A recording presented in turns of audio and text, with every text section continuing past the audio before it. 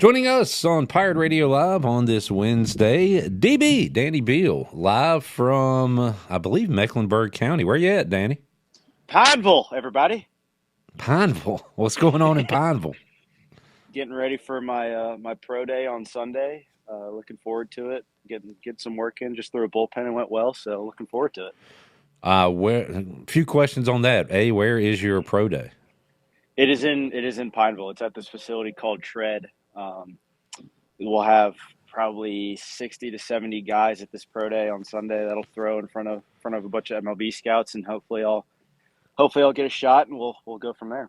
That's awesome, man. Good luck to you. What are they? Are they looking at everything? I've been to a lot of football pro days. Never been to a baseball pro day. So, what are you just throwing off of a mound? And what all will you be doing?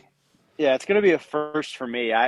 This is going to be interesting. I've heard about it. I've seen videos and stuff on YouTube and TikTok and whatever else, but I think it's just going to be I'll throw to a catcher. There won't be any hitters. Scouts will gather around with their radar guns and their clipboards and all the normal pro day stuff, and I'll throw like 25 pitches in about 10 minutes, and then if they like what they see, they'll give me a call. If they don't, they'll tell me to screw off, and we'll go from there. I know for these like pro days and combines and stuff, a lot of guys don't like it because they're not they're not playing football. They are trying to do their best at specific drills, basically. So, like for you, is this going to be what you did during a game at Clark LeClaire Stadium, or have they told you they want to see more of this? Like, what's going to be like for you? There were certainly some things postseason, both after 2023 and this year, that scouts obviously wanted me to work on specifically, and I Yeah. think I've done a better job of that. In here with the coaches are great, and Carter Spivey's been a big help because he's got the same coach as I did. Him and I are doing the same program that he did. They got him signed, so proof's in the pudding. But no, I mean, I think it'll just be kind of showcase what I've worked on the past few months. Obviously, gotten the chance to be in Greenville and work out at the field and be with the guys, be with Trey, be with Carter, all those guys, and then get to come here every couple of weeks. But no, I'm just excited to showcase what I've been able to work on, gotten better at since college, and see what happens. Yeah, that's awesome, man. We wish you the best of luck. Carter is a great story because he's out there playing ball with Hoove. What was that team they were on? The independent team? The Florence Yalls with The Bento Williger was on Yalls. that team, but Yeah. Bento Williger was on that team too. Big Ben, part of that Yeah. squad as well. And, Hoove wanted to extend his career, but I remember talking to him, and he was basically like, hey, man, I'm still having fun playing baseball. It was a pretty cool experience. Whereas Carter used it to springboard him to the Guardians organization. So, on that note, Danny, like do you want to try to keep this thing going as long as you can? Would you try to get into independent ball, or is it kind of major league or bust for you? What are you thinking? Yeah, man, it's different paths, different stories for everybody. Obviously, with Spivey, his goal was always to keep getting to the next level and stuff, and that's the same kind of goal with me. Obviously, if independent ball is in my story, then that's the path I'll go. If not, hopefully affiliate ball with the major league team is the way it goes. But I mean, a lot of people have asked me that question, and every single time I've said I can work the rest of my life. I can only play baseball for so long. Yeah, So I'm just gonna keep riding that train and keep riding that horse till it dies. So yeah. hopefully I get a chance after Sunday and I get a couple calls and get a chance to play. But if not, we'll figure out if it's the best decision for me personally to keep playing. If not, we'll go from there. But I'm gonna keep playing until somebody tells me I'm not good enough anymore. Is there it'd be cool if we could all throw as hard as Trey Savage and Gavin Williams. No Unfortunately, kidding. we can't do that. Have they given you like? Is there anything off the field, like tip wise, they've given you, or is it all just about your ability, basically at this point? Like what team's seeing you? That's a good question. I think it's a little bit of both. I think in college recruiting is a lot different than pro recruiting. Yeah, And I say pro recruiting, it's more about just like picking out, who's good at, I mean, you're getting paid. It's your job now, as opposed to college where you're part of a team, you're wanting to win.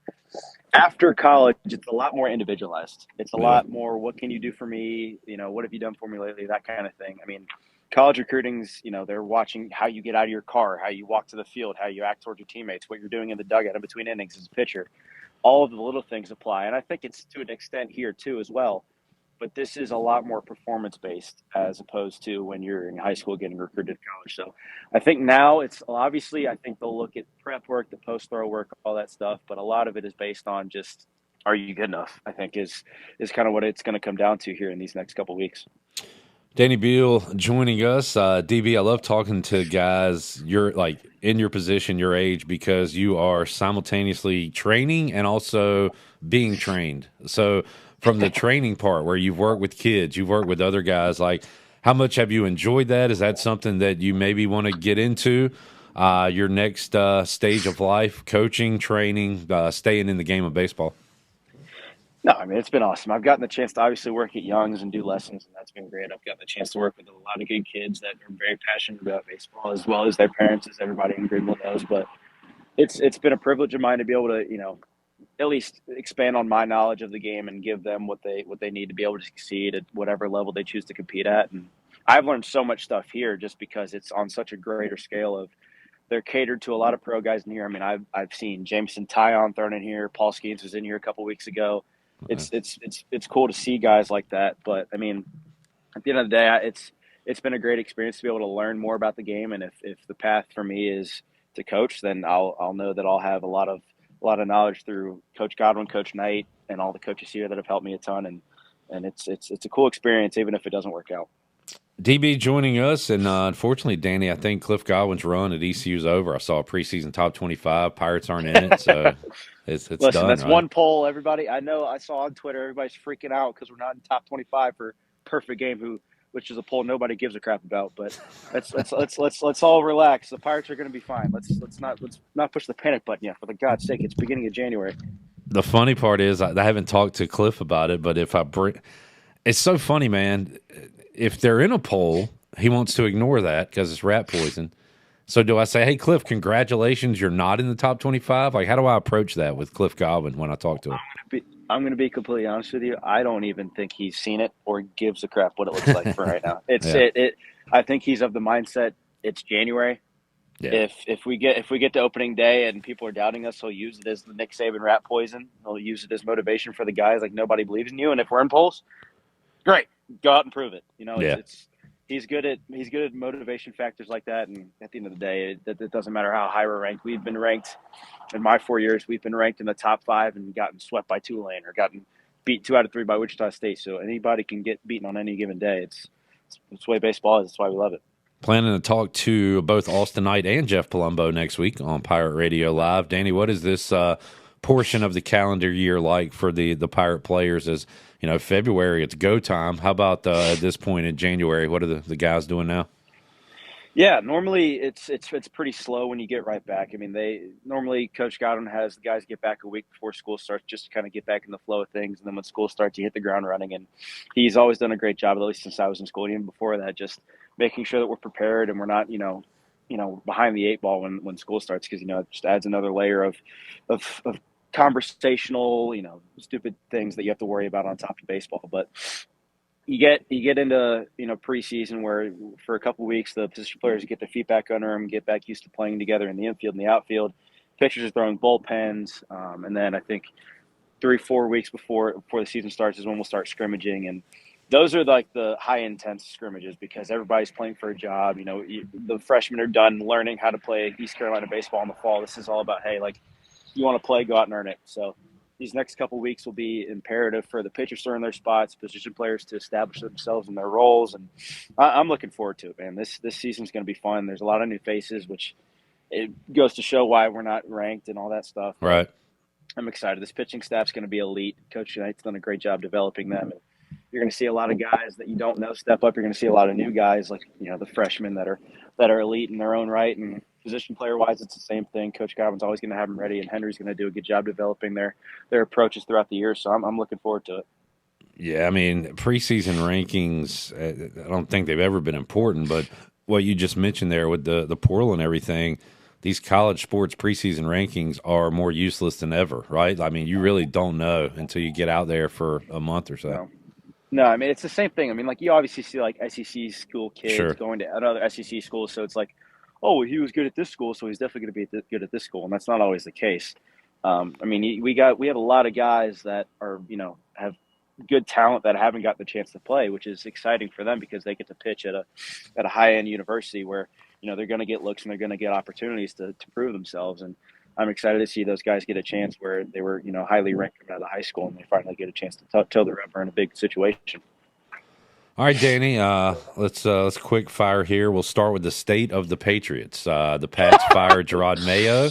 What's next for New England? Mike Vrabel. That's what's next. You know what? Everybody's saying that right now, but I don't. Everybody wants Vrabel. I don't necessarily agree with fine. Like I'm half and half. Kraft put Mayo in a horrible position, a terrible roster, a rookie quarterback with a brand new OC, brand new coaching staff. And so I think firing him after 1 year is kind of unfair. Now, my dad has made this comparison multiple times because he's a big hockey guy. So the Bruins fired their head coach who had 3 great years, won the President's Cup a couple of years, but they fired him in the middle of this year. The St. Louis Blues then fired their head coach to pick up the Bruins just recently fired head coach. One man's trash, another man's treasure, right? The GM's reasoning was, hey, when you have some sloppy Joe in front of you and then the guy next to you gives up his ribeye, you're going to take the ribeye and throw away the sloppy Joe. So it's one of those things where it's like, Vrabel's available. You might as well take a chance because he's proven that he's a good coach. He wants to be a Patriot. Like, if you've seen the stuff of him when he got inducted to the Patriots Hall of Fame last year, he was all like, there's no other place like this, which kind of honestly led to his Titans demise. But Vrabel's a good coach, and everybody thinks that he's going to bring Josh McDaniels with him. So I don't know. Drake makes the truth. That's all I can tell you. Drake makes the truth. He looks good. So. Jared, do you happen to see what I had for lunch today, by the way? What I was cooking up in there? Made Sloppy Joes last night.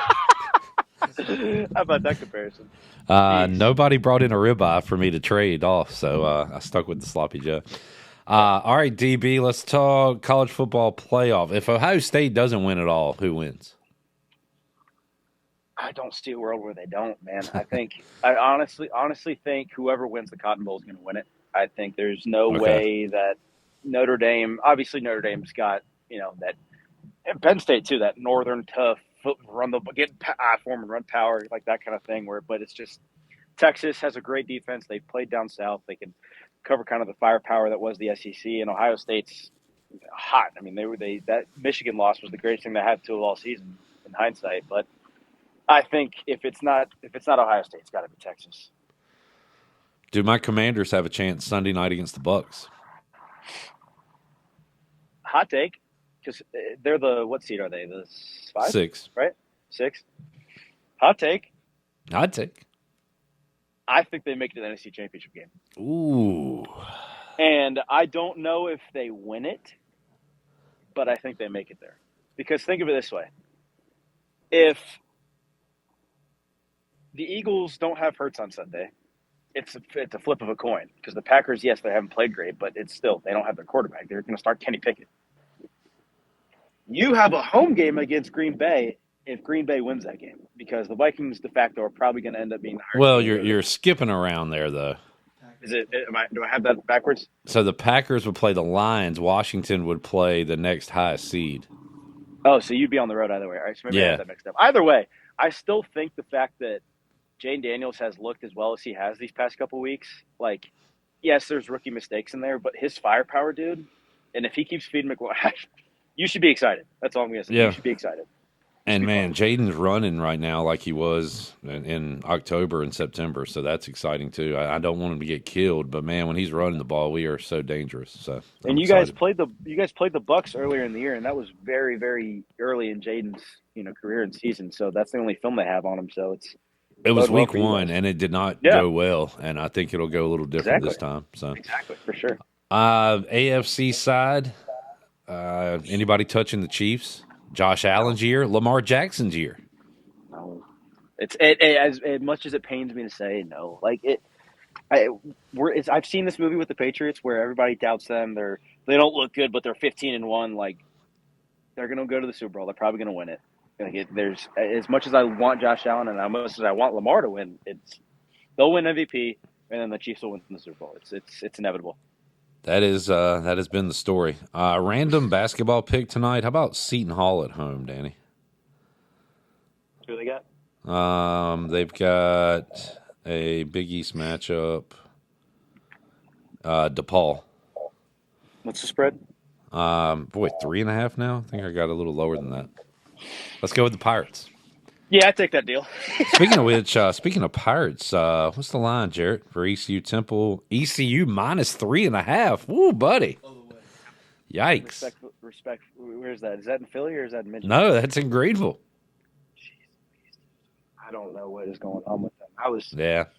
As a lot of people were looking forward to this season, but December was just a train wreck. So they got to get it back on the rails before the season falls into not coming back mode. Into Bolivia, as Mike Tyson would say. DB, good stuff. Thanks for joining us, man. Looking forward to, no matter what you're doing with your life or career, talking Pirate baseball with you this season. And also, we ran a Best of Danny Beal show for an entire day last week on our Best ofs. Do we have any more of those coming up?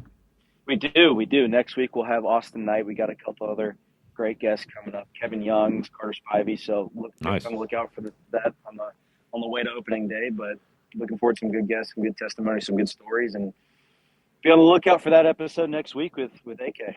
DB, appreciate you, man. Keep up the good work. And good luck coming up. We'll talk to you soon. Yep. Keep you guys in the loop. I'll see you next week.